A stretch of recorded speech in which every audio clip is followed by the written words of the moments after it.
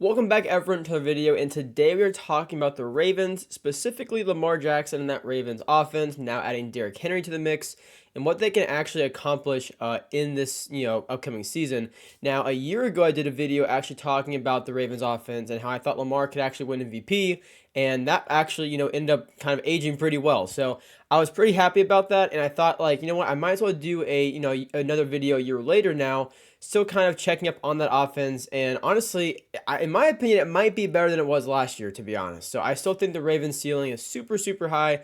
In this video, we're going to talk about why that exactly is, in my opinion. Just for like a 10-second recap, last year, Ravens got, painfully close to Super Bowl.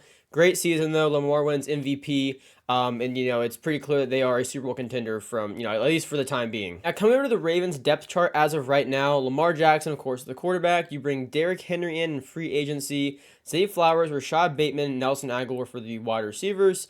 Mark Andrews there at tight end, Patrick Card as fullback, and then Ronnie Stanley, Andrew Voorhees, Tyler Lindenbaum, Daniel Falele, and Patrick McCarry for the offensive line. Now, obviously, the biggest thing is adding Derrick Henry.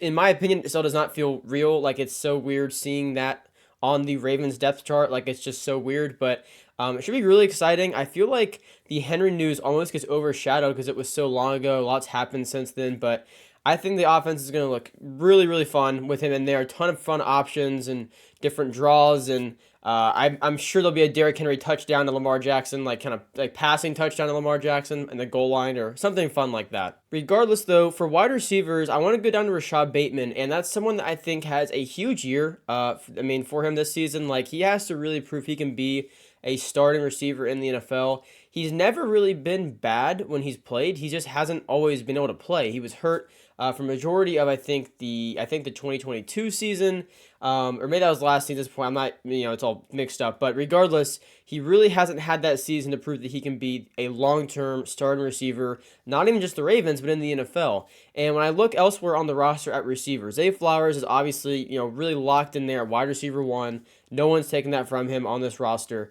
But to go to Devontae Walker, who they drafted this past year, and that's someone that wasn't able to play as much as he should have been able to in college because of, I think, some kind of transfer rule or something to where he wasn't eligible, but then it ended up getting like overturned and then he was able to play. I don't know all the ins and outs of why that exactly was. But because of that, he could have had much better seasons than it shows statistically. And I think last year even he still averaged like 20 yards per touchdown reception. So he had a lot of big plays, and I do think he's someone that can actually really surprise some people because of his somewhat small sample size last year with the whole transfer thing. He is a great player that just didn't get as much opportunity as he probably should have. So he's someone that I could honestly see jumping both Agholor and Bateman for wide receiver number 2, and I think could be a really good weapon for them this year as well. Then there at running back, of course, you have Derrick Henry. Then Justice Hill is the running back number 2 after you lose Gus Edwards and J.K. Dobbins to the Chargers in free agency.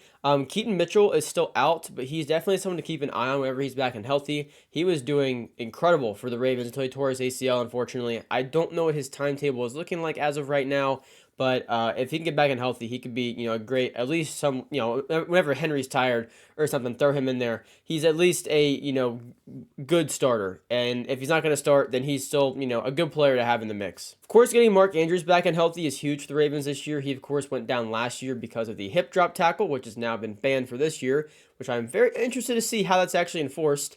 But so far in preseason, I don't think there's been anything too crazy, I guess, in preseason with that rule. Isaiah Likely there, of course, at backup tight end. I think that's two great tight ends for the Ravens. But of course, you need Mark Andrews back and healthy. One of the best tight ends in the NFL when healthy. So for me, looking at this on paper, there is not a doubt in my mind that Lamar Jackson can replicate what he just did last season. Now, whether that's MVP, I don't know.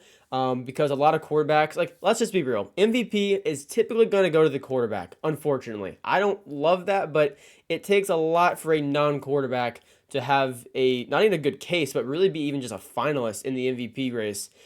So I think for Lamar this year, he can definitely replicate what he did last year, although this year there will hopefully be more quarterbacks in the mix that can stay healthy, like Aaron Rodgers and like Joe Burrow, who both went down for the season last year.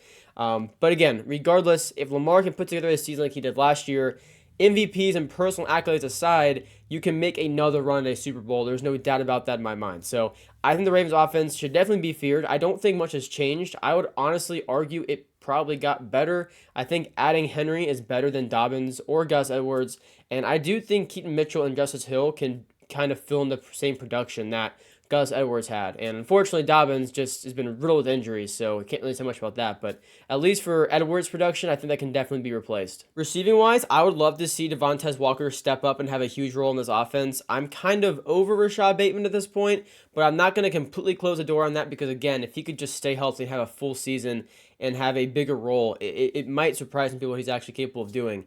But again, it's a big season for him to actually prove he can be a focal point of an offense. So for me, I'm watching Zay Flowers, Lamar Jackson, Derrick Henry, and Devontae Walker as like the kind of big name guys to show out this year, and then of course Mark Andrews too. Now, interestingly enough for the Ravens though, they happen to be a Super Bowl contender, but in one of, if not the toughest division in all of football. You have the Bengals, when Joe Burrow is healthy, is, one of the best teams in the league. You have the Steelers, who have one of the best defenses in the league, and if they could get a quarterback pinned down, their offense could be amazing too. And then you have the Browns, who, again, amazing defense and really good offense too. So you're in a very tough division where absolutely no divisional game is guaranteed as a win. And really, even the Ravens' schedule this year, I would say the easiest game they have is probably the Giants toward the end of the year. Other than that, it's pretty tough. You have Washington too, which is probably a fairly easy game as well on the schedule. But you start at Kansas City, and then after that, you're playing Dallas, you're playing Buffalo, Bengals, Cleveland. Bengals again, Steelers, Eagles, Steelers again, Texans and Houston, Texans and Cleveland. Like it's gonna be a tough schedule. I do have the Ravens winning the division though, despite all of that. I did a video going over the entire AFC North and each team, doing a pretty long breakdown for each one. So if you're interested, go check that video out. But I do have the Ravens going, I want to say 12-5, I think is what I did for it.